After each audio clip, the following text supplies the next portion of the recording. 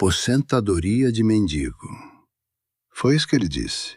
Na minha própria mesa, na frente da Patrícia, da minha neta de 6 anos e da dona Cida, que tinha passado a manhã toda cozinhando. Renato encostou no batente da porta da cozinha, cruzou os braços e falou aquilo com um sorriso de canto de boca, como quem comenta o tempo. Sabe aquele tipo de pessoa que ofende e ainda acha graça? Pois é. Eu tenho 63 anos. Fui mecânico industrial por 34 anos na metalúrgica Forjato, em São Bernardo do Campo. Entrei aos 18 como ajudante geral e saí como supervisor de manutenção de linha. Formei a Patrícia. Paguei 6 anos de faculdade de Direito para o Renato. Dei entrada no apartamento onde eles moram até hoje. Reformei a casa da dona Cida quando ela ficou doente. Fiz isso tudo com as mãos que meu pai me ensinou a usar. Ele era torneiro mecânico e me deixou uma chave de fenda Stanley de cabo vermelho. Ferramenta de 1972. Eu ainda tenho ela. Quando me aposentei, a Forjato me pagou R$ 4.200 por mês. Não era muito, mas era honesto. Era meu. Era suficiente para mim e para dona Cida. Mas para Renato, R$ 4.200 era motivo de piada. Minha amiga, eu engoli aquela frase naquele dia. Engoli sem fazer barulho. Mas já tinha decidido uma coisa dentro de mim. Ia esperar. E quando a hora chegasse, ia agir. 3 anos depois, comprei o prédio da Rua Conceição, onde ficava o escritório de advocacia do Renato. Todos os 6 andares, à vista. E fui eu mesmo entregar a notificação de reajuste do aluguel na mão dele. Quer saber como eu cheguei nesse ponto? Então deixa eu te contar. A Patrícia sempre foi uma menina séria. Quieta, aplicada, o tipo de filha que faz os pais dormirem tranquilos. Quando ela tinha 22 anos, trouxe o Renato para conhecer a gente. Alto, bem vestido, cabelo sempre penteado. Filho de família de Campinas. Estudava Direito na PUC. Eu olhei para ele e pensei, esse aí vai longe. Não sabia que ele ia longe às minhas custas. O noivado veio rápido. O casamento, mais rápido ainda. Você já viu isso acontecer? E logo no começo do casamento, a Patrícia me pediu para ajudar com a faculdade do Renato. Faltavam 3 semestres. A família dele estava com dívidas, ela explicou. Era temporário. Eu fiz as contas, cortei umas coisas e topei. R$ 1.800 por mês durante 1 ano e meio. Tirei do meu salário de supervisor sem reclamar. Renato se formou. Abriu o escritório. Começou a crescer. E nesse ponto, minha amiga, eu já tinha virado outra coisa para ele. Tinha virado o sogro pobre. O mecânico de macacão. Reconhece esse tipo de olhar? O homem que trabalhava na fábrica enquanto ele usava terno não me incomodava trabalhar. Me incomodava a forma como ele olhava para mim quando eu chegava nos almoços de domingo, com as unhas ainda um pouco escuras de graxa. Tinha um jeito de desviar o olhar que dizia mais do que qualquer palavra. Você já sentiu isso? Aquela coisa de ser invisível na sua própria família? Os almoços de domingo na casa deles eram a minha penitência semanal. Você já teve um desses? Mesa grande, pratos caros, aquele vinho que eu nunca soube pronunciar direito. Renato falava de clientes, de audiências, de casos importantes, eu ouvia. Comia o macarrão que a Patrícia tinha aprendido a fazer com a mãe dela e ficava quieto. A dona Cida ficava quieta também. Eram os nossos lugares nessa mesa. Quando a minha neta Ana Luísa nasceu, eu pensei que ia mudar alguma coisa. Pensei que um filho ia amolecer o Renato. Adivinha o que aconteceu? Ficou pior. Com a Ana Luísa, ele ganhou mais um argumento. Começou a falar que precisava de espaço maior, de escritório melhor, de carro novo. e que eu era parte do problema porque não podia ajudar como antes. Parte do problema. Eu, que paguei a faculdade dele. Nesse ponto, eu já tinha me aposentado. Os R$ 4.200 entravam todo mês na conta. A dona Cida tinha uma aposentadoria pequenininha de professora, R$ 1.900. A gente vivia bem, sem luxo, sem dívida. A casa estava quitada desde 1998. Eu tinha um Gol 2014 que rodava bem. Não precisava de nada. Mas para Renato, não precisar de nada era a mesma coisa que ser fracassado. Minha amiga, ele nunca disse isso diretamente. Ele era inteligente demais para isso. Ele falava de lado. Pai, você não quer viajar? Fazer alguma coisa diferente com a vida? E quando eu dizia que estava bem, ele dava aquela risadinha. Sabe aquela risada que diz mais do que as palavras? Pois é. A primeira vez que ele me humilhou na frente de gente foi num churrasco na casa do irmão dele.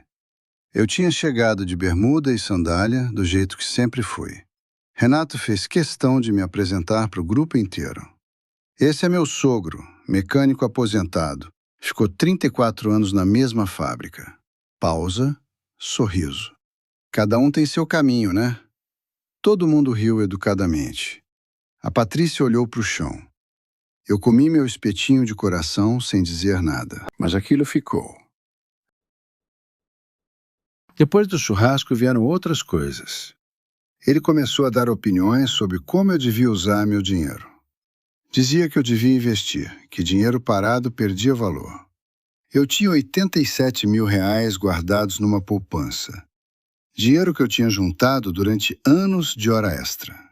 Ele sabia disso porque a Patrícia tinha comentado, e ele ficou de olho naquilo. Certo domingo, depois do almoço, enquanto a dona Cida lavava os pratos e a Ana Luísa dormia no quartinho, ele me sentou na sala e me apresentou um projeto. Uma sociedade num posto de gasolina em Jundiaí. Um amigo dele precisava de sócio. Entrada de R$ 80.000. Retorno garantido de 18% ao ano. Me mostrou planilhas, fotografias do posto, um contrato já impresso.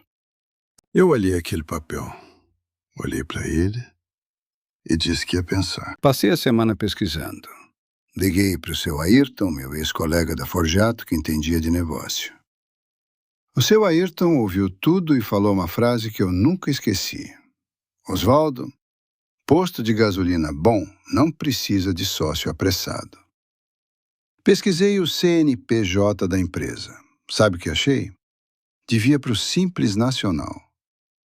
O amigo do Renato tinha 3 processos trabalhistas abertos. Não era investimento. Era armadilha. Eu não coloquei o dinheiro. Renato não gostou. Foi depois disso que os comentários ficaram mais frequentes. Adivinha em que direção? Que eu era conservador demais. Que ficava com dinheiro parado. Que homem que não cresce fica parado no mesmo lugar. E foi numa tarde de sábado, 2 meses depois, que ele disse aquela frase sobre aposentadoria de mendigo. Na minha cara. Na minha mesa. Só que dessa vez eu já tinha começado a prestar atenção em outras coisas. Tinha começado a perceber que o escritório do Renato não estava tão bem quanto ele fingia. Que o carro novo era financiado. Que o apartamento deles tinha um consórcio atrasado. Que o terno era bom, mas o cartão de crédito rangia. Comecei a juntar os pedaços. E o que eu vi me fez pegar aquela chave de fenda do meu pai, colocar em cima da mesa de trabalho e ficar olhando para ela por um tempo. Alguma coisa ia mudar. Eu sentia isso nos ossos. Eu comecei a prestar atenção diferente. Antes eu chegava no almoço de domingo, cumprimentava, comia e ia embora. Agora eu observava. O jeito que Renato olhava para o celular durante a refeição, com uma cara de preocupação que ele tentava esconder, o jeito que ele se afastava para atender ligação. A Patrícia, que às vezes estava com olheiras e dizia que era insônia. Numa tarde de terça, a dona Cida me ligou enquanto eu estava no mercado. A Patrícia tinha passado na casa dela chorando. Não tinha contado nada direito. Tinha dito que eram problemas do escritório, que era coisa passageira, mas a dona Cida estava preocupada. Eu comprei o frango, fui para casa e fiz aquilo que todo mecânico sabe fazer quando alguma coisa não está funcionando direito. Fui investigar a peça com cuidado. Pedi ajuda para o seu Ayrton. Ele tinha um cunhado que trabalhava num cartório de protesto. Não precisou de muito. Em 3 dias, a gente tinha um quadro completo. Renata Marques Cavalcante, 38 anos, advogado, tinha R$ 47 mil em dívidas ativas. 2 cartões de crédito estourados. Uma linha de crédito empresarial no banco com prestação de R$ 3.200 por mês. O apartamento com um consórcio atrasado em 4 meses. E o aluguel do escritório na Rua Conceição, R$ 3.800 por mês, que estava sendo pago com dificuldade. Meu amigo, aquele número ficou na minha cabeça. R$ 3.800 por mês. Por um conjunto de salas num prédio comercial de 6 andares numa rua boa de São Bernardo. Eu fiz as contas. Aquele prédio devia ter uns 18, 20 locatários. Entre lojas no térreo e salas nos andares, se cada um pagava uma média de R$ 3.000 por mês, fui até a prefeitura. Consultei o IPTU. O prédio estava registrado em nome de uma empresa de um senhor chamado Alcides Fernandes, que tinha 79 anos e 2 filhos morando fora do país. Consultei o cartório de registro de imóveis. O imóvel não tinha ônus, não tinha hipoteca, estava limpo. Fui até o prédio num dia de semana, no horário do almoço, pedi um cafezinho na padaria da esquina e fiquei olhando a movimentação. Era um bom prédio. Fachada de granito escuro, portaria com câmera, estacionamento coberto, mas fundos. O tipo de imóvel que não fica vazio. Bebi o café devagar e fiquei olhando a movimentação. Pensei no meu pai. Ele sempre dizia: Oswaldo, ferramenta boa você compra uma vez na vida. Naquele momento eu entendi o que ele queria dizer. Voltei para casa, abri minha caderneta de poupança. Tinha R$ 87 mil. Mais R$ 34 mil num CDB vencendo em 4 meses. E um terreno em Mauá que um primo queria comprar por R$ 95 mil. Senti um negócio diferente no peito. Não era raiva, era clareza. Você já sentiu isso? Vender o terreno de Mauá levou 3 semanas. O primo topou na hora, R$ 92 mil à vista, taxa do cartório por conta dele. Assinei o papel sem hesitar. O CDB eu deixei render até o vencimento. 4 meses depois, sacou tudo. R$ 36.400 com os juros. Enquanto isso, fui falar com a doutora Fernanda Lopes, advogada de direito imobiliário. Ela tinha escritório em Santo André. Era filha de um colega da Forjato. Eu a conhecia desde que ela tinha 12 anos e vinha buscar o pai na portaria da fábrica. Mulher séria, competente, sem frescura. Sentei na cadeira da frente do escritório dela, tomei o cafezinho que a secretária trouxe e expliquei o que eu queria. Ela ouviu tudo sem interromper. Quando eu terminei, ela abriu o computador, consultou o registro de imóveis e olhou para mim por cima dos óculos. O prédio da Rua Conceição estava à venda faz 8 meses. O Alcides Fernandes tinha 79 anos, os 2 filhos moravam em Portugal e eles queriam liquidar o patrimônio no Brasil. O preço pedido era R$ 1.280.000. Mas doutora Fernanda disse que, dada a situação dos herdeiros, dava para negociar. Você acha que eu dormia mal naquelas noites? Não. Fiz as contas naquela noite na cozinha, com Dona Cida do meu lado tomando chá de camomila. Papel, caneta, calculadora. Eu tinha R$ 92 mil do terreno, R$ 36.400 do CDB, os R$ 87 mil da poupança, total, R$ 215.400. Faltava muito. Mas o seu Ayrton... Liguei para ele na manhã seguinte. Eu conheci Ayrton Carvalho da Silva faz 28 anos. Entramos na Forjato no mesmo ano. Ele saiu antes de mim para montar uma distribuidora de peças industriais em Diadema. A distribuidora cresceu. Ele tinha dinheiro, tinha cabeça e me devia um favor grande, de 1997, que a gente nunca tinha mencionado em voz alta, mas que os dois sabíamos que estava lá. Seu Ayrton ouviu minha proposta no telefone, ficou quieto uns 10 segundos e perguntou se eu tinha falado com o advogado. Falei que sim. Ele disse que queria ver os documentos do imóvel. Mandei tudo por e-mail naquele mesmo dia. Em 48 horas ele me ligou de volta. Entrava com os R$600 mil. Queria 50% do imóvel, sem discussão. Eu disse que topava, mas que precisava de uma condição. A administração do prédio ficava comigo. Ele pensou um pouco. Disse que desde que os números fechassem, estava bem. Fechamos em aperto de mão, como nosso pai ensinava. Simples assim, entende? Com o dinheiro do Ayrton mais o meu, chegamos a R$815.400. Doutora Fernanda negociou duro com os filhos do Alcides em Portugal. Foram 3 semanas de idas e vindas. Eles queriam R$1.150.000. Ela segurou em R$980.000. Eles voltaram com R$1.050.000. Ela levantou e disse que tínhamos outra opção. Eles ligaram no dia seguinte. 990.000 e fechamos. Meu amigo, você já assinou um contrato de R$990 mil? Eu nunca tinha assinado. A mão não tremeu, mas o coração bateu diferente. A escritura foi lavrada num cartório de Santo André numa segunda-feira de manhã. Eu e seu Ayrton sentamos lado a lado, assinamos cada página. Depois, fomos tomar um frango assado num restaurante da Rua de Baixo para comemorar. Cerveja gelada, arroz, feijão, coxa e sobrecoxa. Simples. Perfeito. Na volta, no carro, seu Ayrton me perguntou quando eu ia avisar o Renato. Eu disse que não ia avisar. Ia esperar o contrato dele de aluguel vencer. Faltavam 4 meses e 12 dias. Era questão de tempo. Mas o Renato ia ficar quieto esperando? Acha que sim? O plano era simples. Quando o contrato vencesse, eu enviava a notificação formal. Novo proprietário, reajuste de aluguel para R$6.200 mensais.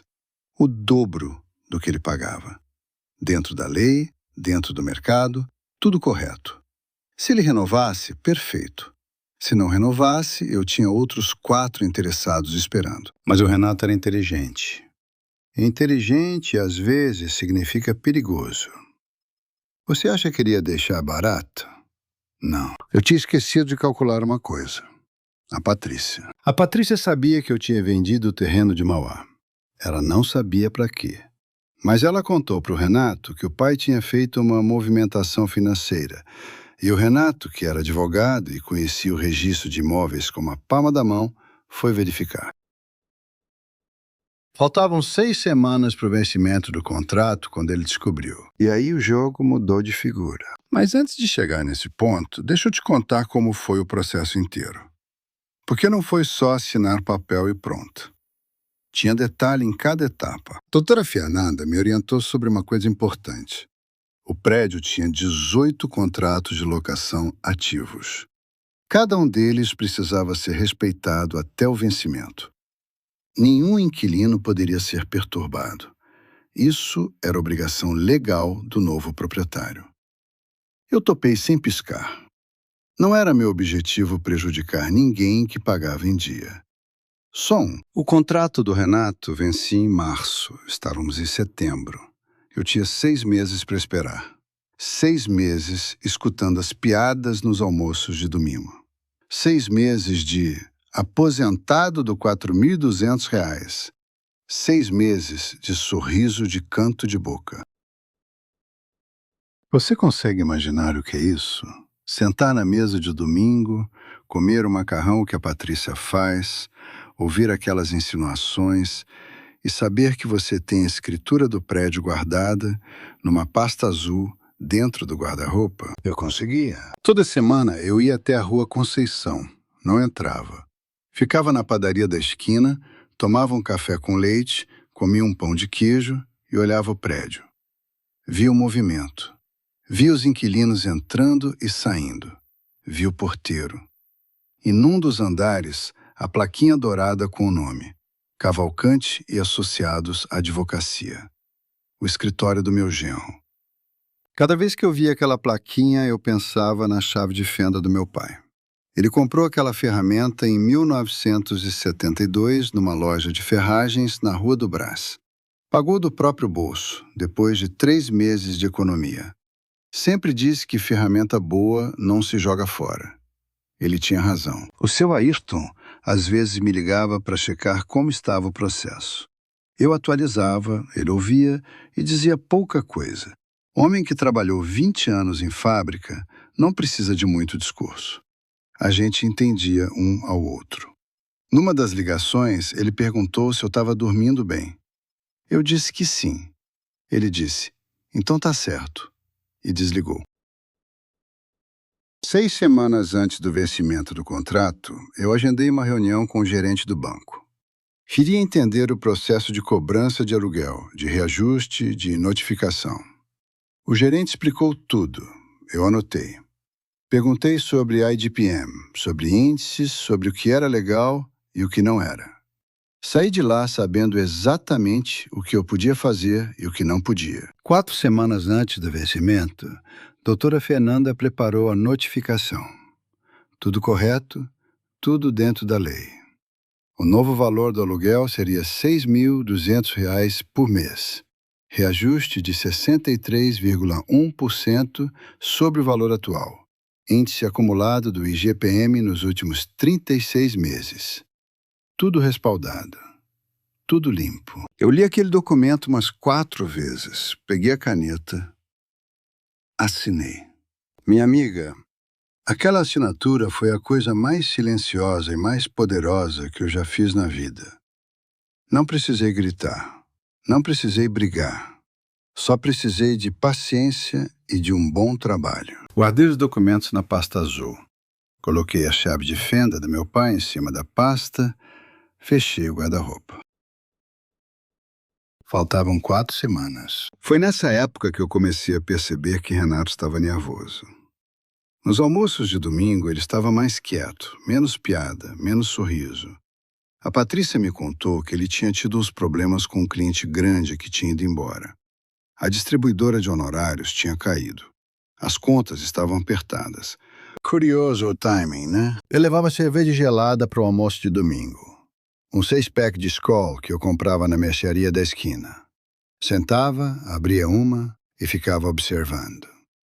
O Renato tomava a cerveja dele, olhava para o celular, ficava tenso. Eu ficava tranquilo. A dona Cida me olhava às vezes com aquele jeito de esposa que sabe que o marido tem algum plano. Ela não perguntou. Eu não contei. Mas ela sabia que alguma coisa estava diferente em mim. E foi numa tarde de quinta-feira, 6 semanas antes do vencimento do contrato, que o telefone tocou. Era a Patrícia. Ela ligou dizendo que Renato tinha comentado em casa que estava com um contrato de aluguel para renovar e que estava preocupado com o valor. Ela perguntou se eu sabia alguma coisa sobre o prédio da Rua Conceição ter mudado de dono. Parei. Respirei fundo, pensei rápido. Disse para ela que não entendia muito de imóvel, que devia ser coisa normal de mercado. Ela ficou sem graça. Disse que era ela que estava perguntando bobagem. Desligou logo. Eu fiquei sentado na cadeira da cozinha por uns 10 minutos com o celular na mão. A dona Cida fazia almoço. Cheiro de cebola refogando no azeite, barulho da frigideira, rádio tocando baixinho. O Renato sabia que o imóvel tinha mudado de dono. Mas ele não sabia quem era o dono. Ainda. O registro de imóveis era público. Qualquer advogado sabia consultar. Era questão de dias, talvez horas. Liguei para a doutora Fernanda. Contei o que tinha acontecido. Ela ficou quieta um segundo e disse uma coisa que ficou na minha cabeça. Osvaldo, você não está fazendo nada errado. O imóvel é seu. A notificação é legal. Se ele descobrir antes, muda o quê? Pensei e falei, nada. Ela disse, exato, e desligou. Ela tinha razão. Muda o quê? A resposta chegou 3 dias depois, numa tarde de domingo, quando ouvi o carro do Renato parar na frente da minha casa. Era domingo à tarde. Eu estava na varanda de casa, lendo o jornal e tomando uma cerveja gelada. Dona Cida estava dentro assistindo televisão. O bairro estava quieto. Aquele silêncio de domingo que a gente aprende a gostar quando fica mais velho. Ouvi o carro dele antes de ver. Um BMW Série 3 preto, financiado, que ele tinha comprado um ano antes. Barulho do motor, freio, porta batendo com força. Aquele tipo de força que avisa que a pessoa não veio para conversar. Ele entrou pelo portão sem tocar a campainha. A gente nunca colocava cadeado de dia. Vi andando rápido, camisa social, sem gravata, manga dobrada. Cara de quem não dormiu bem. Me viu na varanda e veio direto. Eu dobrei o jornal, botei a cerveja na mesa, esperei. Ele parou na frente da escada da varanda e me olhou. Não subiu. Ficou debaixo. Você já viu advogado que não consegue subir a escada para enfrentar o sogro? Pois é. Perguntei se ele queria entrar, tomar um café. Ele disse que não precisava de café. Disse que precisava de uma explicação. Eu perguntei qual explicação. Ele bateu o pé no chão, a sandália batendo no cimento, e disse que eu sabia muito bem. Não sabia o que ele sabia. Precisava testar. Fiz cara de quem não entende. Cruzei os braços e fiquei olhando para ele com aquela paciência que a gente aprende depois de 34 anos de chão de fábrica. Supervisor de manutenção não se abala com barulho. Barulho é sinal de que alguma peça está frouxa, não de que a máquina quebrou. Renato respirou fundo. Disse que tinha consultado o registro de imóveis do prédio da Rua Conceição.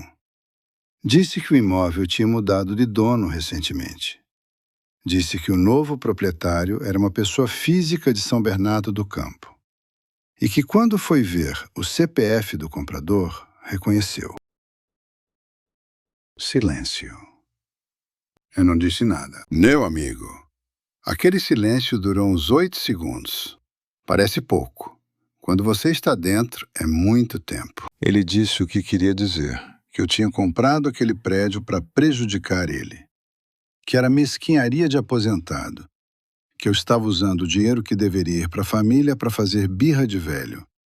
Que ele ia me processar, que ia provar que aquilo era uma perseguição. Processar.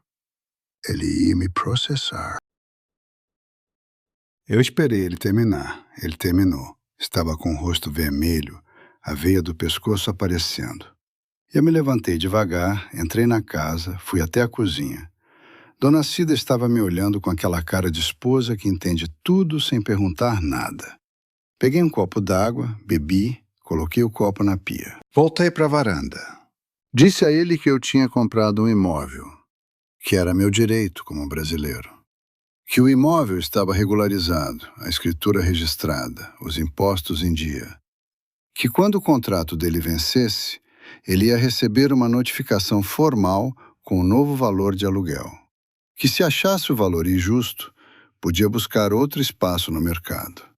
Que eu não tinha mais nada a dizer sobre o assunto. Ele ficou me olhando. Procurava alguma fresta.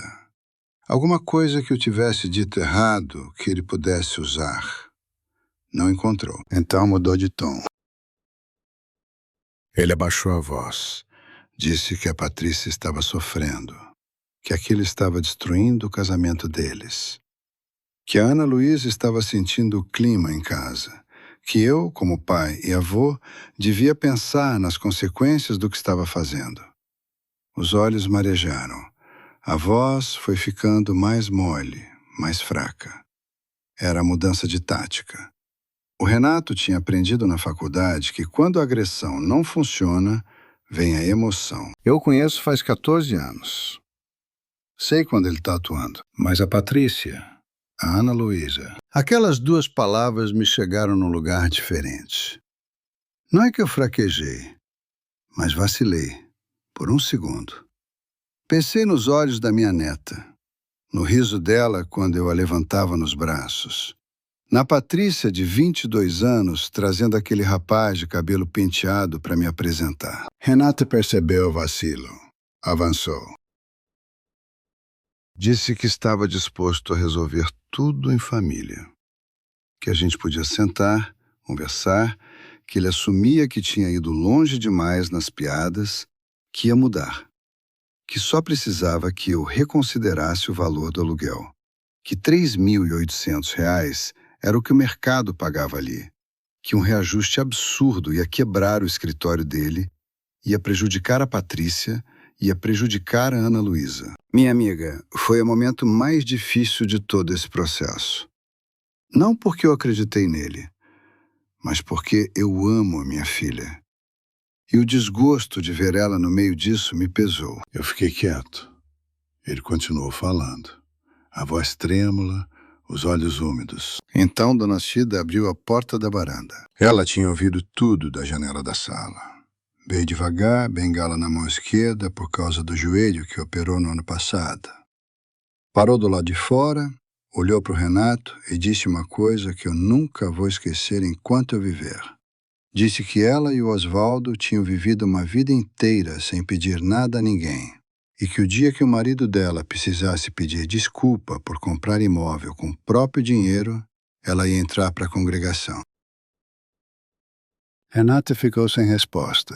Dona Cida voltou para dentro. Porta fechada com calma. Renato ficou me olhando mais uns 3 segundos. Depois foi embora sem dizer mais nada. Ouvi o BMW arrancar com raiva. O barulho do motor sumindo na rua. Eu fiquei parado na varanda um tempão. O sol estava baixando. Cheiro de terra molhada de algum jardim da vizinhança. Um passarinho cantava lá no fundo do quintal, mas eu sabia que ele não ia parar ali. Renato Cavalcante não desiste de uma causa com uma conversa. Ele ia voltar com outra estratégia. E voltou. Sabe de que jeito? Não do jeito que eu esperava. Se inscreve no canal se você ainda não se inscreveu, minha amiga. Porque o que aconteceu depois foi de tirar o fôlego. Na segunda-feira de manhã, a doutora Fernanda me ligou. Ela tinha recebido uma notificação extrajudicial do escritório do Renato. Ele alegava que a compra do imóvel configurava assédio locatício, que eu estava usando a propriedade como instrumento de perseguição familiar e que ele pretendia ingressar com ação judicial pedindo indenização por danos morais. Assédio locatício, danos morais, do meu genro. Você acredita? Por eu ter comprado imóvel com meu próprio dinheiro, doutora Fernanda disse que a notificação não tinha fundamento. Era uma pressão, uma tentativa de me assustar. Perguntou se eu queria recuar. Eu disse, não. Ela disse, então continuamos, e desligou. 2 dias depois, a Patrícia veio me visitar. Sozinha, sem avisar, numa terça de tarde. Entrou na cozinha, aceitou o cafezinho que a Dona Cida ofereceu, ficou quieta um tempo. Eu sabia que ela vinha falar do Renato. Deixei ela começar. Ela disse que ele estava desesperado, que o escritório estava em dificuldade, que os clientes tinham caído, que as dívidas eram maiores do que ela sabia. Ela ficou sabendo de algumas coisas que ele tinha escondido. Estava assustada. E, ao mesmo tempo, estava com raiva de mim, porque ela achava que eu estava aproveitando o momento fraco dele para me vingar. Aquele momento foi duro, te digo.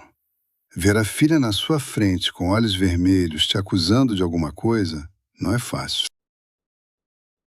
Eu deixei ela falar tudo. Não interrompi. Quando ela terminou, eu me levantei, fui até o quarto, abri o guarda-roupa e trouxe a pasta azul. Coloquei na mesa da cozinha na frente dela. Abri. Mostrei a escritura, mostrei o laudo de avaliação do imóvel feito antes da compra, que comprovava que o valor pago estava dentro do mercado. Mostrei o histórico de dívidas do Renato que o seu Ayrton tinha conseguido no cartório de protesto. Mostrei o contrato da tentativa de me convencer a investir no posto de gasolina em Jundiaí com o CNPJ da empresa que eu tinha consultado e as 3 reclamações trabalhistas. A Patrícia leu aquilo tudo em silêncio. Demorou uns 20 minutos. Eu tomei o café, Dona Cida ficou na sala, quieta. Quando a Patrícia levantou a cabeça, os olhos estavam diferentes. Não era mais acusação, era outra coisa. Confusão, talvez. Ou o começo de algum entendimento que ia demorar para chegar inteiro. Ela perguntou se eu ia aumentar o aluguel mesmo. Eu disse que sim, que era meu direito de proprietário, que o valor novo era compatível com o mercado daquela rua, naquele tipo de imóvel, naquele andar. Que se ele quisesse renovar, era com esse valor. Se não quisesse, tinha 30 dias para desocupar. Ela ficou quieta mais um tempo. Depois pegou a bolsa, me deu um beijo no rosto e foi embora. Não disse nem que concordava, nem que discordava. Eu fiquei sentado na cozinha com a pasta azul aberta na mesa.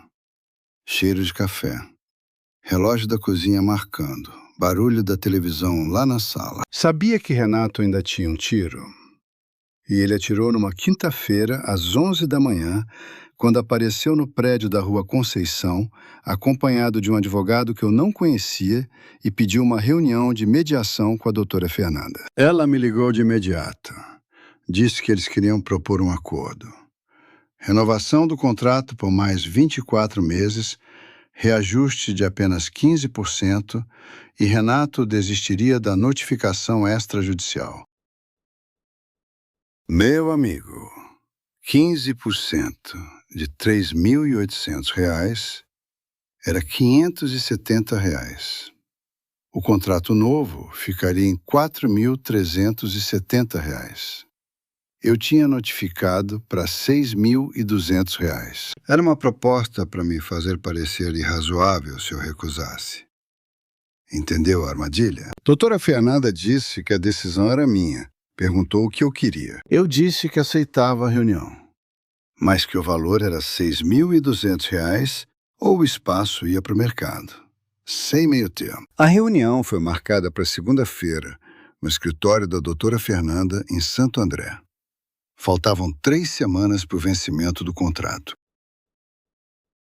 Eu dormi bem naquelas noites. A dona Cida perguntou se eu não estava ansioso. Eu disse que não. Homem que passou 34 anos acertando motor de linha de produção aprende a não entrar em pânico com barulho. Barulho é informação. Não é problema. Mas aquela reunião guardava uma surpresa que eu não tinha calculado. Sabe o que foi? Na segunda-feira de manhã, eu cheguei no escritório da doutora Fernanda às 9h30. Ela estava na recepção me esperando, séria, com uma pastinha marrom na mão. Disse que precisava me contar uma coisa antes do Renato chegar. O advogado que Renato tinha contratado era o Dr. Sérgio Pompeu, sócio de um escritório grande de Santo André. Renato tinha ido buscar reforço pesado. Doutora Fernanda conhecia Pompeu.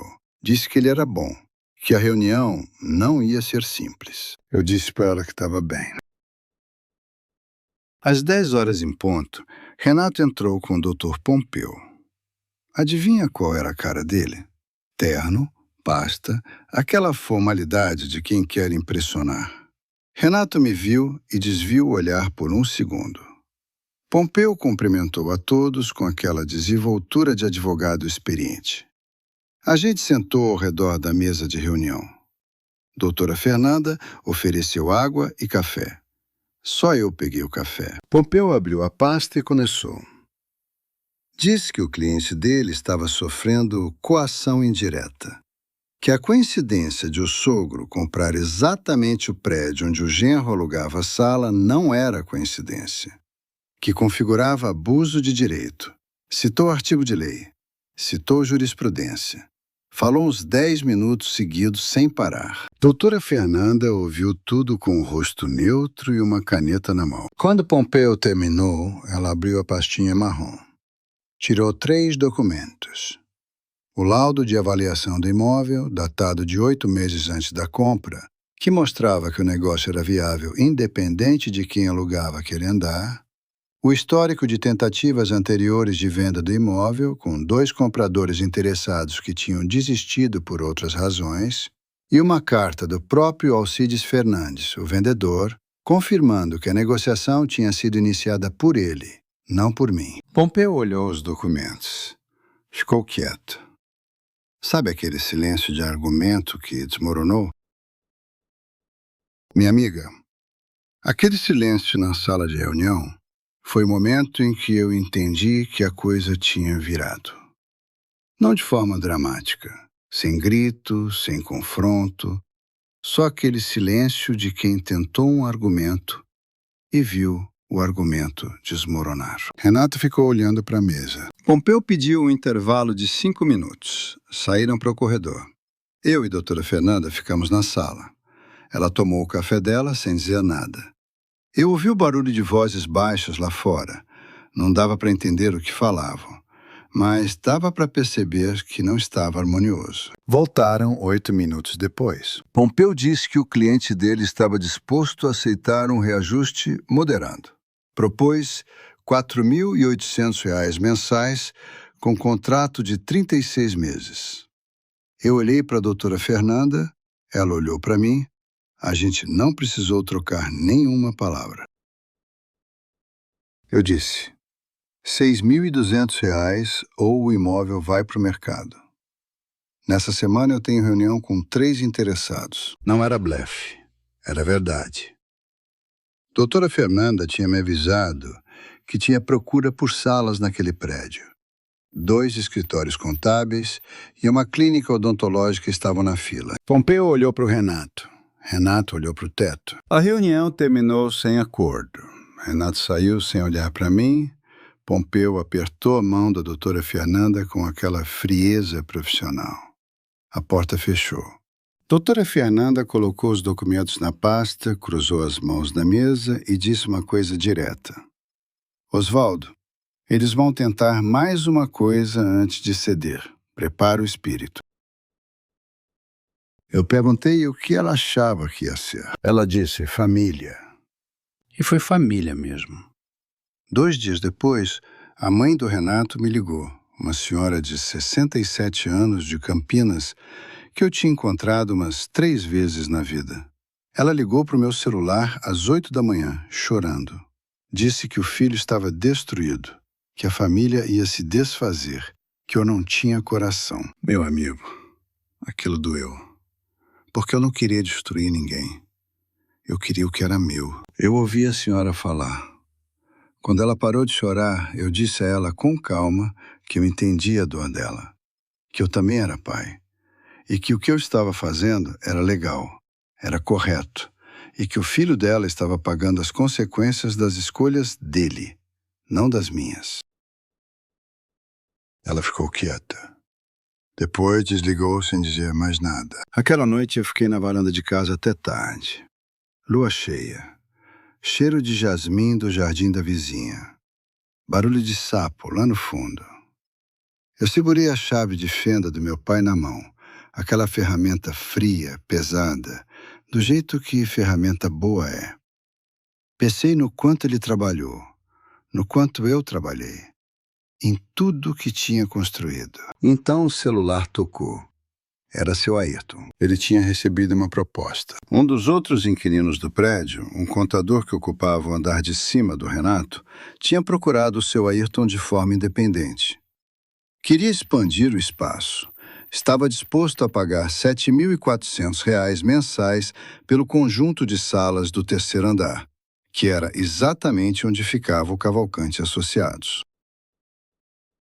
R$ 7.400 por mês. O jogo tinha virado de vez. E o Renato ainda não sabia. Eu fiquei quieto no telefone por uns segundos. Perguntei ao Ayrton se o contador tinha entrado em contato com o Renato antes. Seu Ayrton disse que não. O contador, um senhor chamado Marcelino, tinha ficado sabendo que o prédio era de novo dono e tinha ido direto na administração. Não sabia de nenhuma relação minha com o inquilino do terceiro andar. Era uma coincidência que parecia providência. Eu pedi para o Ayrton segurar a proposta do Marcelino por uma semana. Não fechar, não recusar, só esperar. Ele entendeu sem precisar de explicação. É assim que homem de palavra opera. Você pede, ele faz, sem interrogatório. Faltavam 11 dias para o vencimento do contrato do Renato. O relógio estava correndo. Nesses 11 dias, a Patrícia foi me visitar mais uma vez. Dessa vez estava mais calma. Sentou na cozinha, tomou o cafezinho, ficou olhando para o quintal pela janela. Disse que tinha conversado com o Renato, que ele tinha revelado para ela a extensão das dívidas, que ela tinha ficado em choque, que tinha dívidas que ela não sabia. O cartão de crédito com 18 mil reais de saldo devedor que ela desconhecia. Uma linha de crédito pessoal de 32 mil reais. A filha que eu criei, séria, inteligente, formada, olhou para mim e perguntou: pai, você sabia de tudo isso? Eu disse que sabia de parte, que tinha descoberto meses atrás, que tinha tentado entender o tamanho do problema antes de agir. Ela ficou quieta, tomou café. Depois perguntou uma coisa que me surpreendeu. Perguntou se, depois de tudo, eu ia cobrar o valor cheio do aluguel mesmo. Eu disse que sim, não por rancor, porque o preço era o preço de mercado, porque eu tinha uma obrigação com o seu Ayrton, que tinha entrado como sócio esperando retorno honesto. Porque reduzir o valor por relação familiar seria prejudicar o meu sócio para beneficiar o marido dela. Ela ouviu isso e ficou séria. Depois balançou a cabeça. Disse que entendia. Minha amiga, aquela foi a primeira vez em meses que eu senti que a Patrícia estava me ouvindo, de verdade. Não concordando com tudo, não deixando de estar machucada, mas ouvindo. Era o começo de alguma coisa. Ela foi embora de tarde. A dona Cida veio até a cozinha e ficou quieta do meu lado. Cheiro de café no ar. Barulho de criança brincando na rua. No 10º dia antes do vencimento, doutora Fernanda me ligou. Tinha chegado uma proposta formal do Dr. Pompeu por escrito. Renata aceitava R$ 5.500 mensais, contrato de 24 meses, com cláusula de renovação automática. R$ 5.500. Ele tinha subido R$ 700 da última proposta, ainda R$ 700 abaixo do que eu pedia. Sabe o que eu fiz? Pedi um dia para responder. Liguei para o Marcelino, confirmou o interesse. Proposta de R$ 7.400 seguia na mesa. Prazo, 72 horas. Depois liguei para o Dr. Pompeu.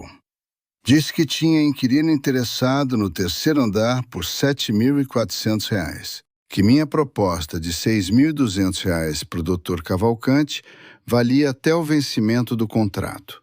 Depois disso, o espaço ia para o mercado. Pompeu ficou quieto por uns segundos. Depois disse que ia repassar ao cliente. Meu amigo, quando você passa 34 anos consertando máquina, aprende uma coisa essencial. Cada peça tem o ponto certo de pressão. Aperta pouco, não funciona. Aperta demais, quebra. O segredo é saber a medida. Faltavam 3 dias para o vencimento. O telefone tocou. O telefone que tocou 3 dias antes do vencimento era do Renato. Não do Dr. Pompeu. Do Renato diretamente.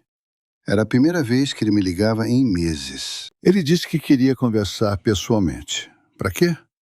Que queria me ver. Que tinha algo importante a dizer. A voz estava diferente, mais baixa, sem a arrogância de sempre.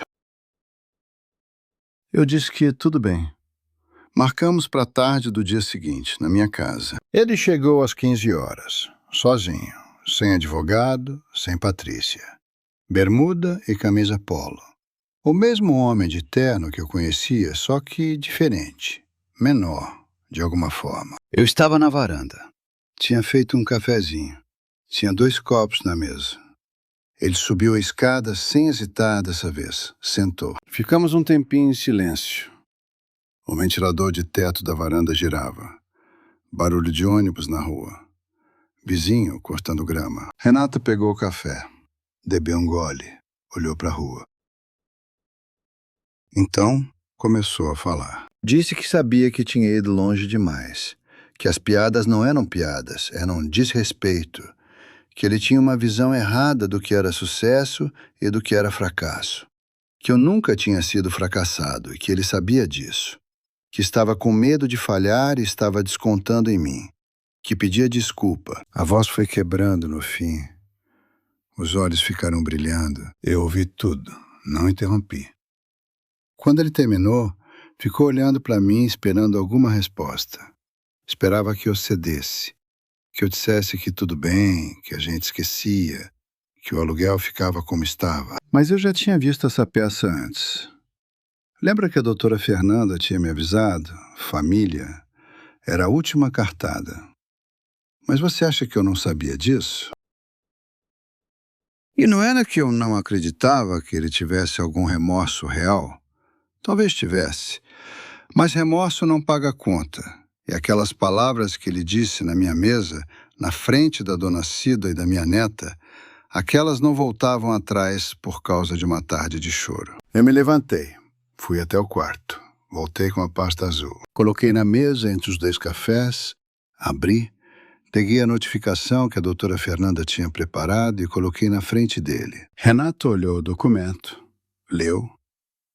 A cor do rosto foi mudando enquanto lia. A mandíbula fechando, as mãos na mesa, quietas, mas tensas.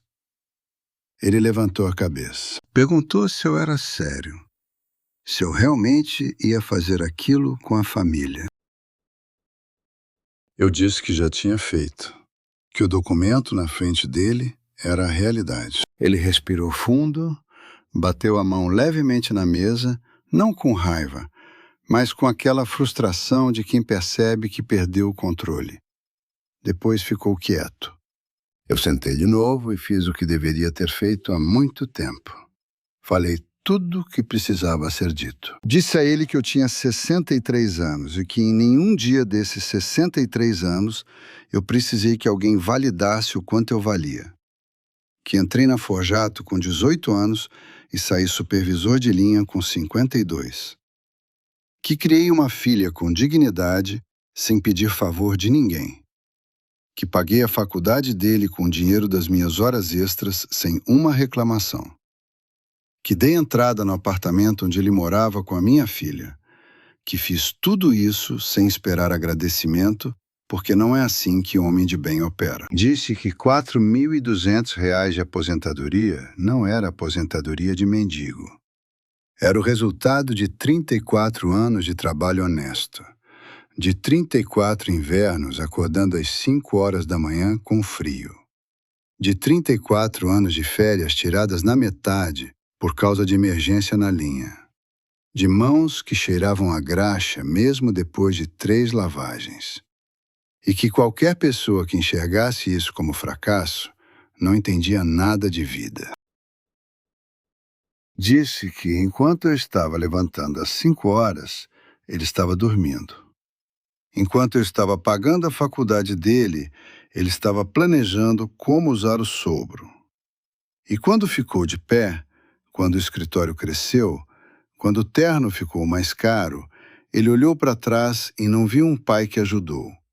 Viu um estorvo que ficou para trás. Aí eu perguntei. Olhei nos olhos dele e perguntei. O que era fracasso para ele? Fracasso era pagar conta em dia?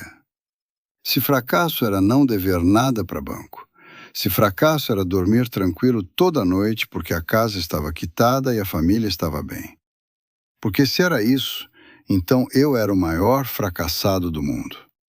E eu dormia muito bem. Disse que ele tinha construído uma imagem de mim na cabeça, a imagem do sogro ultrapassado, e que tinha usado essa imagem para se sentir melhor consigo mesmo. Que o problema nunca fui eu. Era o medo dele de não ser suficiente. E medo, meu filho, não se resolve humilhando o sogro.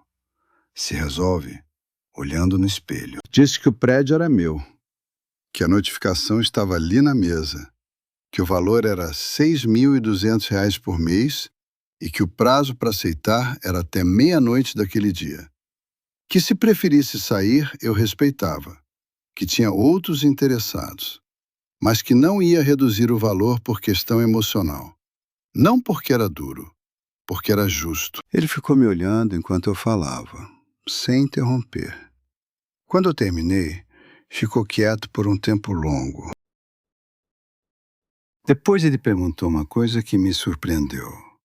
Perguntou se eu achava que ele era uma pessoa boa. Minha amiga, aquela pergunta me pegou de jeito. Porque eu não esperava ela.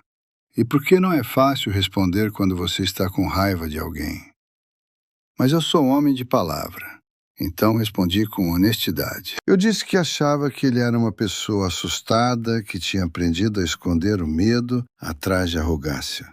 Que não era a mesma coisa que ser má pessoa. Mas que também não era desculpa. Que cada um é responsável pelo jeito que trata os outros, independente do que está sentindo por dentro. Ele não respondeu. Ficou olhando para o jardim lá embaixo da varanda. Depois de uns 5 minutos, ele se levantou. Adivinha o que ele disse antes de ir embora? Pegou a notificação, dobrou, colocou no bolso da bermuda, desceu a escada. Na calçada, parou um segundo. Sem se virar, disse que ia falar com o Dr. Pompeu. Foi embora. O BMW preto sumiu na esquina. E agora, o que você acha que eu senti? Eu fiquei na varanda até o sol cair. A dona Cida trouxe um copo de água e sentou do meu lado. A gente não falou nada por um tempão. Cheiro de terra molhada. O passarinho de sempre lá no fundo do quintal. A chave de fenda do meu pai estava em cima da mesa da varanda, onde eu tinha deixado de manhã. Às 23h47, um e-mail chegou da conta do Dr. Pompeu para a doutora Fernanda, com cópia para mim. Aceite formal. R$ 6.200 mensais. Contrato de 24 meses. Eu li o e-mail 3 vezes.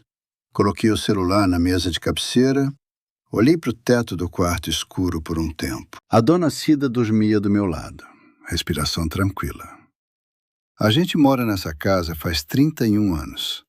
Cada canto desse quarto eu conheço de memória. Eu fechei os olhos. Compartilhe essa história com alguém que precisa ouvir, minha amiga. Porque o que vem agora você não vai acreditar. Porque o que aconteceu depois ainda não acabou. Mas sabe que a história daquela tarde não terminou quando ele foi embora? Às 19 horas, a Patrícia me ligou. Tinha falado com o Renato quando ele chegou em casa. Ela disse que ele tinha chegado diferente, quieto. Que ele tinha ido direto para o quarto e ficado lá 1 hora. Que quando saiu estava chorando, de verdade, não performance. Ela disse isso com uma voz estranha, como se ainda estivesse tentando entender. Perguntou o que tinha acontecido na minha varanda. Eu disse que a gente tinha conversado, que eu tinha dito o que precisava dizer. Ela ficou quieta por um tempo. Depois, disse que ia tentar entender tudo aquilo com calma. Não pedi para ela me defender. Não pedi para ela escolher lado. Ela era minha filha, e eu amava ela independente de qualquer escolha que ela fizesse. Disse isso para ela claramente. Ela ficou sem falar por uns segundos. Depois disse que me amava. E desligou. Meu amigo, tem momentos na vida que a gente não consegue prever o quanto vão pesar. Aquela ligação foi um desses. Fui até a cozinha, peguei a chave de fenda do meu pai que estava na bancada, passei a mão nela por um tempo. Aquele cabo vermelho gasto, a lâmina um pouco cansada, mas ainda firme. Pensei no quanto meu pai trabalhou, no quanto eu trabalhei, no quanto a dona Cida aguentou quieta do meu lado durante todo esse processo, sem perguntar, sem pressionar, sem me fazer sentir culpado. Entrei na sala. Ela estava assistindo novela. Me sentei do lado dela. Ela não tirou o olho da televisão, mas colocou a mão no meu braço. A gente ficou assim até o jornal. Às 23h47, o e-mail chegou. Nos 6 meses seguintes, eu fui descobrindo o que estava acontecendo do outro lado da porta. Não porque a Patrícia contava tudo. Ela contava aos pedaços, quando a coisa ficava grande demais para segurar.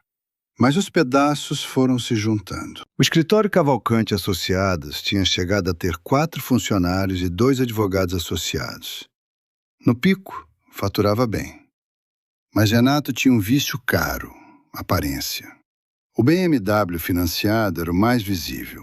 Por baixo, tinha mais. Havia uma assinatura de um clube de golfe em Santo André, R$ 890 por mês.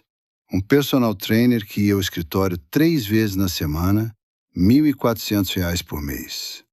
Uma consultoria de marketing digital que cobrava R$ 3.200 mensais, entregava relatório bonito com pouco resultado. Cada coisa dessas era pequena sozinha. Junto, era uma sangria constante. Quando os clientes grandes começaram a sair, ele não cortou nada. Ficou mantendo a estrutura de quando estava no pico, pagando com crédito rotativo. O cartão, a linha de crédito. A dívida foi crescendo como cresce dívida que não é enfrentada. Devagar no começo, depois de repente. Com o novo aluguel de R$ 6.200, a conta não fechava mais. Surpresa? Em março, 4 meses depois do aceite, o Renato rescindiu o contrato e desocupou o espaço do 3º andar. Devolvia o depósito calção integralmente, tudo dentro da lei, sem atrito, sem pendência. A Marcelina entrou no mês seguinte. Pagou os R$ 7.400 no primeiro dia. Meu amigo, aquele pagamento não era só dinheiro. Era a confirmação de que o que eu tinha feito era negócio, não vingança. Era a prova de que o mercado validava o valor. Era a resposta para todo mundo que me chamou de fracassado. Mas sabe qual foi a parte mais difícil de entender? O que aconteceu com o Renato depois. A Patrícia me contou uma noite, sentada na minha cozinha com o chá de hortelã, que o Renato tinha tido um colapso emocional. Não dramático. Não internação, mas tinha parado de trabalhar por 3 semanas. Ficava em casa, não atendia telefone, não ia ao escritório, que tinha mudado para um espaço menor em São Caetano. Ela disse que nesse período, no final de semana, ele tinha acordado de madrugada e ficado chorando sem conseguir explicar o porquê. Que ela tinha ficado acordada do lado dele sem saber o que fazer. Que era diferente dos choros que ele usava como tática. Era um choro de quem estava com algo pesado demais por dentro. Aquilo me fez parar. Não porque eu senti pena no sentido de me arrepender, mas porque eu comecei a entender alguma coisa sobre o Renato que eu não tinha entendido antes. Ele era filho de uma família de Campinas que tinha tido dinheiro e perdido. O pai tinha negócios que quebraram nos anos 90. Cresceu numa casa que tinha sido rica e foi ficando apertada.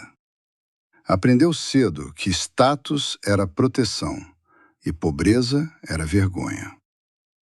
Formou em direito, foi bem, construiu o escritório e ficou com um medo visceral, irracional, de voltar para onde veio. Não era ganância, era pânico. E quando ele olhava para mim, mecânico aposentado com R$ 4.200 por mês, ele não via um sogro bem resolvido. Ele via o pesadelo dele. Via a vida que tinha medo de ter. E humilhava porque precisava colocar distância entre ele e aquela imagem. Entender isso não me fez perdoar as palavras, mas me fez ver um ser humano com medos reais, em vez de só um vilão de história. A Patrícia também passou por um processo duro. Ela ficou com raiva de mim por um tempo. Depois ficou com raiva do Renato. Depois ficou com raiva dos dois ao mesmo tempo, que é o que acontece quando você está no meio de 2 adultos teimosos. Com o tempo, ela foi separando as coisas. O que eu tinha feito era legal e correto. O que o Renato tinha feito era manipulação. As duas coisas podiam ser verdade ao mesmo tempo. Eles continuaram juntos, mas diferente. A Patrícia passou a ter mais voz em casa. Renato passou a ser mais honesto sobre as dificuldades financeiras. Não sei o que acontece dentro de um casamento quando você arranca a máscara de um parceiro, mas eles estavam tentando. A Ana Luísa continuava vindo me visitar todo sábado com a mãe. Ainda me chamava de vovô Valdo e ainda escalava meu colo como se eu fosse árvore. Isso ficou. Isso eu cuidei para ficar. Certo domingo de tarde, uns 8 meses depois de tudo aquilo, o Renato me ligou. Direto, sem intermediário. Disse que precisava me pedir um favor. Perguntou se eu conhecia algum contador de confiança, porque as finanças do escritório estavam um caos. Meu amigo, levei uns 3 segundos para responder aquela ligação. Não por crueldade, por surpresa genuína. Depois dei o telefone do seu Ayrton. Você faria o mesmo? Seu Ayrton ajudou. Passou 2 sábados com o Renato, olhou planilha, entendeu o buraco e deu um plano de saída. Cobrou pelo trabalho, que era justo. O Renato pagou sem reclamar. Nunca me agradeceu diretamente por ter dado o telefone do Ayrton. Mas uma tarde, quando foi buscar a Ana Luísa aqui em casa, me trouxe um saquinho de pão de queijo de uma padaria mineira que eu gosto. Deixou na bancada da cozinha sem dizer nada e foi buscar a menina. Pão de queijo, do tamanho dos que minha mãe fazia, ainda quente. Pode parecer coisa pequena, mas eu tenho 63 anos. Já aprendi a reconhecer quando um gesto quer dizer muito mais do que ele parece. Nesse mesmo período, o prédio da Rua Conceição passou a funcionar bem sob a administração nossa. Eu ia lá uma vez por semana, tomava café na padaria da esquina, dava uma volta pelo prédio, conversava com o porteiro, que se chamava Beto, e tinha um filho formando em engenharia. Boa gente. Às vezes a gente ficava uns 10 minutos na portaria conversando sobre o filho dele, enquanto o movimento do prédio ia e vinha. Existe uma diferença enorme entre ter e conquistar. Quem recebe não sente o peso. Quem conquista carrega aquilo como parte de si. Cada vez que eu entrava naquele prédio, eu sentia o cheiro de granito e ar-condicionado e pensava: fiz isso com as mãos que meu pai me ensinou a usar. Com a mentalidade que 34 anos de fábrica me deu. Não tinha troféu no mundo que valesse mais do que aquilo. Você sabe o que é olhar para um imóvel que você comprou e pensar que um dia fizeram piada de seu salário? Pois é esse sentimento, só que ao contrário. Nos meses seguintes, o escritório do Renato foi se reorganizando devagar. Ele saiu do espaço na Rua Conceição, foi para uma sala menor em São Caetano, cortou o personal trainer, cancelou o clube de golfe. Devolveu o BMW ao banco antes de completar o financiamento. Pagou a multa e ficou sem carro por 4 meses. Andou de ônibus. Igual a mim quando vendi o Civic para dar entrada no apartamento dele. Não sei se ele percebeu a ironia. Nunca perguntei. Mas você percebe, né? O que eu sei é que a Patrícia me contou, num domingo qualquer, que o Renato tinha começado a acordar mais cedo. Que estava indo a pé até o novo escritório quando não chovia, que tinha voltado a cozinhar em casa nos fins de semana, que era uma coisa que ele fazia quando namoravam e tinha parado depois do casamento. Pequenas mudanças, do tipo que demoram a aparecer, mas que quando aparecem, você sabe que são reais. Eu não torci para ele afundar, te juro. Nunca foi isso. Eu só precisava que ele entendesse que o dinheiro que eu tinha era meu, que a vida que eu vivi não era inferior à dele, que homem que trabalhou com dignidade não deve satisfação a ninguém sobre o tamanho da aposentadoria que juntou. Isso eu consegui. Valeu cada dia de espera e o resto foi a vida seguindo em frente.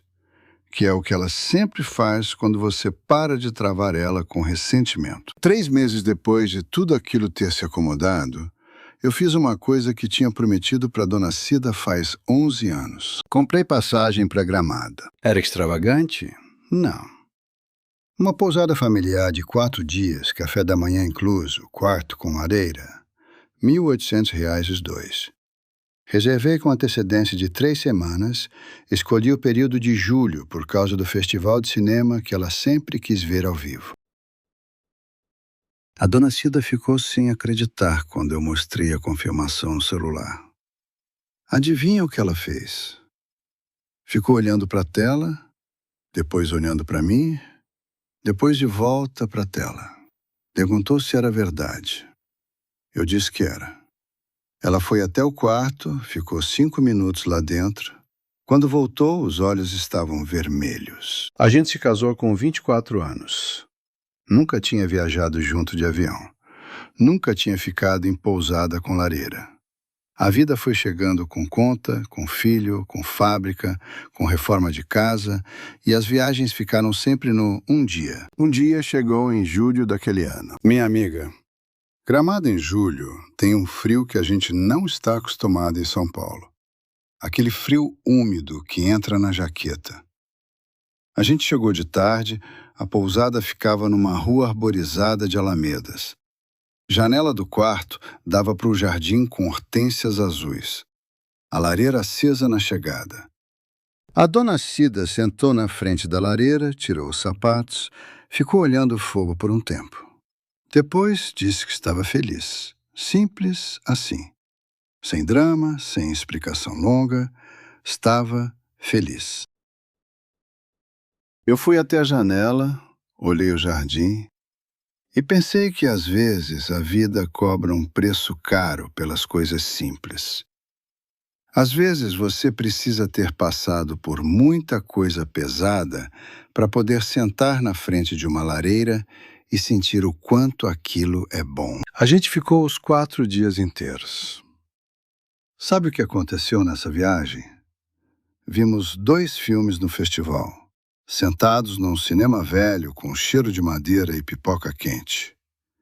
Andamos pela rua principal numa tarde de nevoeiro. Compramos chocolate quente em cada loja de esquina que a gente entrava. Jantamos num restaurante alemão, onde o garçom trouxe uma cerveja que eu não conhecia e que ficou sendo a melhor cerveja que eu tomei na vida naquele momento específico. Na última manhã, antes de ir para o aeroporto, sentamos num café e pedimos 2 cappuccinos e 2 croissants. Dona Cida pegou a minha mão na mesa, olhou para mim e disse que tinha sido a melhor viagem da vida dela. Meu amigo, você já viveu um momento assim? Um momento que não é grandioso, não tem fogos de artifício, mas que você sabe na hora que vai carregar para sempre? Foi esse. Cappuccino quente, croissant, mão da minha mulher na minha, janela com nevoeiro lá fora. Voltamos para São Bernardo diferente. Não mudamos de casa, não mudamos de vida. Mas havia uma leveza que não estava antes. Você sabe o que é isso? Leveza depois de peso é a coisa mais boa que existe. Passei a acordar mais cedo sem o peso que tinha carregado por meses. Tomava o café da manhã com calma, ouvia rádio, regava as plantas do quintal que a Dona Cida plantou quando reformamos a casa em 2009. Tomate cereja, manjericão, uma roseira brava que ela insiste que vai crescer direito um dia. Nas tardes de quinta, eu ia até o prédio da Rua Conceição. Conversava com o Beto na portaria, tomava café na padaria da esquina. Às vezes, ficava sentado ali, olhando o movimento da rua por uns 20 minutos, tomando café devagar, sem pressa. Era o meu ritual. Um dia, o seu Ayrton apareceu sem avisar.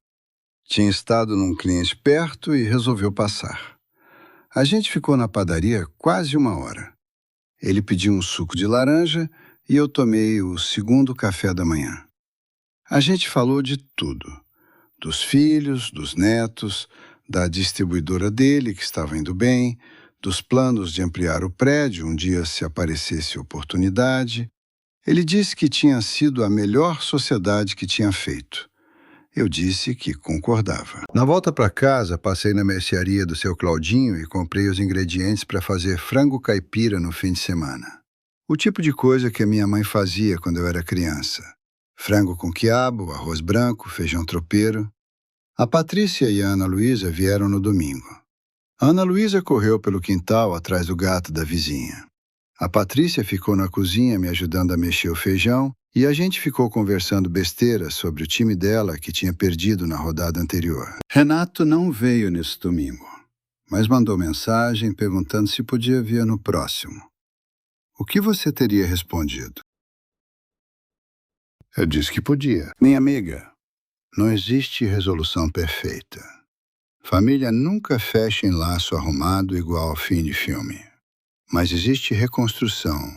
Existe o trabalho lento de ir colocando as coisas no lugar com paciência.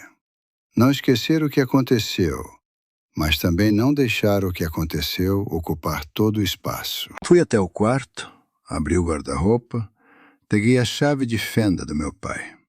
Sentei na beira da cama com ela na mão por um tempo. Pensei nele, no tanto que ele trabalhou.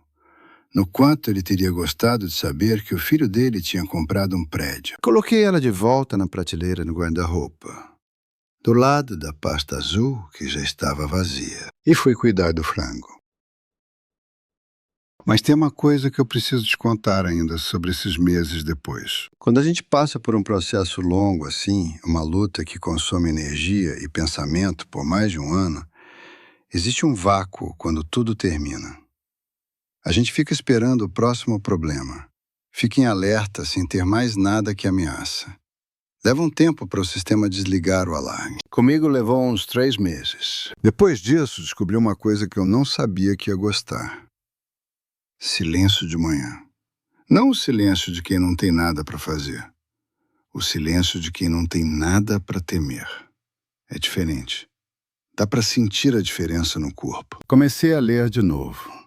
Tinha parado de ler por uns 2 anos, sem perceber. Comprei uns romances numa feira de livros na Praça Central de São Bernardo, 3 por R$20. Aqueles livros usados que cheiram a página velha. Li 3 em 2 meses. Não era nada profundo, eram histórias de aventura, mas a satisfação de terminar um livro num domingo de tarde, com café na mesa e Dona Cida bordando do meu lado, era um prazer que eu tinha esquecido que existia. O seu Ayrton me convidou para pescar no Rio Tietê no final de semana, numa propriedade de um amigo dele em Barra Bonita. Fomos eu, ele e o genro dele, um rapaz chamado Fábio, que era eletricista e sabia mais de pesca do que nós dois juntos. Pescamos do amanhecer até o meio-dia. Não peguei nada. O Ayrton pegou um piau pequenininho que devolveu para o rio. O Fábio pegou um bagre razoável que levamos para grelhar no almoço. Aquele almoço com bagre grelhado, mandioca frita e cerveja gelada na beira do rio em Barra Bonita foi uma das melhores refeições da minha vida. Sem exagero. Às vezes, felicidade é tão simples assim que a gente não acredita que cabe. O prédio da Rua Conceição seguiu gerando renda. Os R$6.200 do Marcelino, mais os outros 17 contratos, a renda bruta mensal do imóvel ficou em torno de R$58 mil. Depois de custos de manutenção, administração e impostos, eu e seu Ayrton dividíamos uns R$18 mil líquidos por mês entre os dois. R$9 mil para mim, por mês. Além dos R$4.200 da aposentadoria. Aquele homem que foi chamado de fracassado na sua própria mesa estava recebendo R$13.200 todo mês, sem dever nada, sem estresse, sem macacão. Não contei isso para ninguém da família por um bom tempo. Não precisava. O silêncio às vezes diz mais do que qualquer número. Sabe qual foi o meu maior prazer de tudo isso? Não foi o dinheiro. Foi saber que eu construí algo real com paciência e trabalho. igualzinho meu pai fez a vida inteira. Então, minha amiga, deixa eu fechar essa história com o que importa de verdade. O Renato hoje administra um escritório menor, mais enxuto, mais honesto, com o que ele realmente consegue entregar. Abriu mão da imagem e ficou com a substância. Ainda não é humilde do jeito que eu gostaria, mas está melhor. Está aprendendo. Tem dias que ele chega aqui em casa, come o almoço, brinca com a Ana Luísa no quintal e parece um homem diferente daquele que cruzou os braços no batente da minha porta da cozinha e falou aquela frase. Não esqueci a frase. Acho que nunca vou esquecer. Mas não carrego ela mais. A dona Cida está bem. Fez fisioterapia para o joelho e melhorou bastante. A gente foi para Gramado de novo em julho passado. Dessa vez ficamos 6 dias. Ela escolheu a pousada. Eu paguei com tranquilidade. A Ana Luísa tem 9 anos agora. No sábado passado, ela ficou 20 minutos me explicando as regras de um jogo do celular dela com uma seriedade que me fez rir por dentro. Na hora que ela foi embora, me deu um abraço apertado e disse que me amava. Saiu correndo para o carro da mãe. Eu fiquei na varanda olhando o carro sumir na esquina. Peguei a chave de fenda do meu pai, que estava em cima do parapeito. Segurei ela na mão por um tempo. Pensei no meu pai. Pensei no tanto que trabalhei. No tanto que valeu. Meu amigo, deixa eu te dizer uma coisa antes de terminar. Se você está ouvindo essa história e se reconhece em algum pedaço dela, se já foi chamado de lento, de ultrapassado, de fracassado, de quem ficou para trás, escuta bem o que eu vou dizer. O mundo vai tentar te definir pelo que você não tem. Pelo cargo que não chegou, pelo dinheiro que não acumulou, pelo ritmo que não acompanhou. E vai usar as pessoas mais próximas para fazer isso, porque as palavras de quem você ama machucam mais fundo. Mas o valor de uma vida não cabe numa linha de aposentadoria. Cabe em 34 anos de trabalho honesto. Cabe na faculdade que você pagou com hora extra. Isso não é fracasso, é? Cabe no almoço de domingo que você não faltou. Cabe na chave de fenda do seu pai que você ainda guarda porque representa tudo que ele foi. Fracassado é quem desiste de si mesmo, não quem aposenta com o que conseguiu construir. Eu me libertei quando parei de pedir permissão para ser quem eu sou. Quando parei de tentar convencer quem não queria ser convencido. Quando entendi que a melhor resposta para quem subestima você não é argumento, é ação. Se você chegou até aqui, comenta aí embaixo. Eu escolhi viver. Não importa se você está passando por algo parecido agora ou se já passou. Se essa história tocou você de alguma forma, deixa esse comentário. Porque eu acredito que existe alguém ouvindo isso que precisa saber que não está sozinho. Compartilha com quem precisa ouvir. Com a mãe, com o pai, com um amigo que está se sentindo pequeno por causa de alguém que não merecia a opinião que deu. Se inscreve no canal se você ainda não se inscreveu. Tem muito mais história aqui. Até a próxima. Sua vida é sua. Viva ela.